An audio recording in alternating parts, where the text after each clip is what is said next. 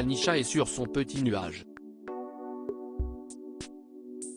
Samedi soir, l'élève timide et réservé du château de Damary-les-Lys a remporté avec brio cette nouvelle saison de la Star Academy, récoltant 57% des votes du public face à Enola arrivée jusqu'au bout avec elle.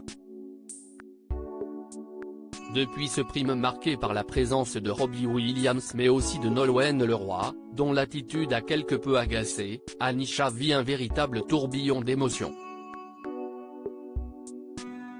Mais pas le temps de se remettre qu'elle doit déjà accorder tout un tas d'interviews. Lundi soir, elle était notamment l'invitée de Yann Barthès dans son émission Quotidien sur TMC.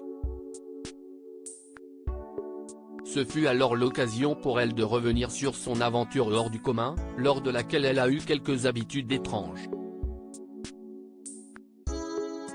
Mais surtout, Anisha a évoqué son passé compliqué vécu à Madagascar où elle est née, plus précisément à Tananarive la capitale.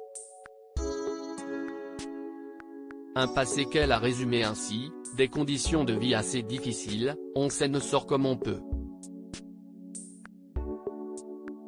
L'enfance a été difficile dans la Star Academy, Anisha avait déjà brièvement parlé de son enfance, sans rentrer dans les détails mais simplement en indiquant avoir été brisée de la même manière que sa guitare cassée qu'elle ne quitte jamais.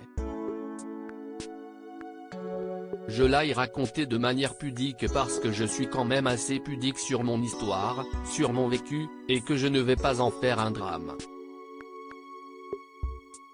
Je pense que les difficultés qu'on a traversées, même si on est brisé, sont aussi notre force.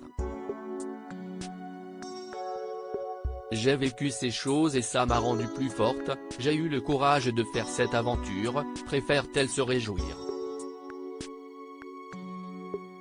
Et d'ajouter, l'enfance a été difficile.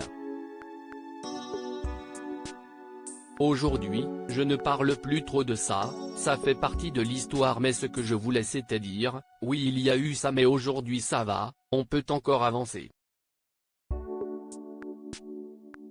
Pour s'en sortir justement, Anisha a pu déménager en France en 2016, grâce à un titre de séjour qui lui a été remis dans le cadre de ses études supérieures.